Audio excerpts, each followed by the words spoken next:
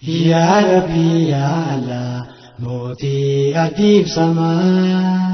Adawidin bukasi Nukaisa Berkansi Islama Kareyidin Islam Ayotan bekama Kadil radal Mufti fi ulama Nufile khayate Masgida unduma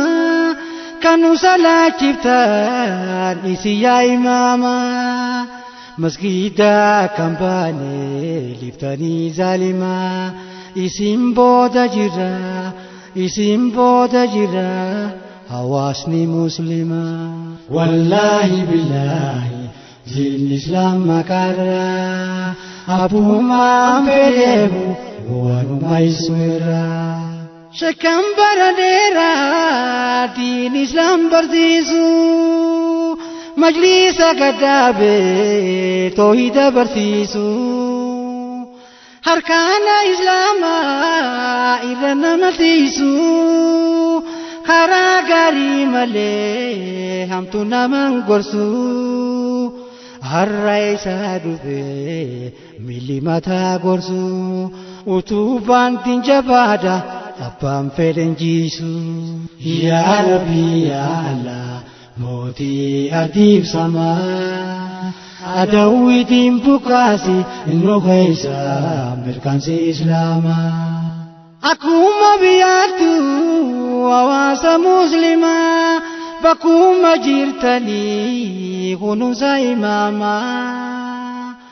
muwaasni lallabee khayriidhaaf nu yaamaa ajrii guddaa qabaa hasalaan nu jamaa dhiiraaf dubartiinu xiqqaa guddaan namaa hayyootaan diin islaam eeggachuun dirqama. Wallahi billahi diin islaam makaarraa abbumaan fedheefu waanuma isu irraa.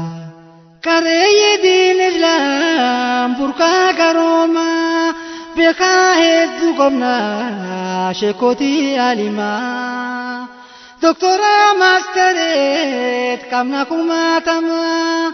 warra ilmii kanneef mootiin ardii samaa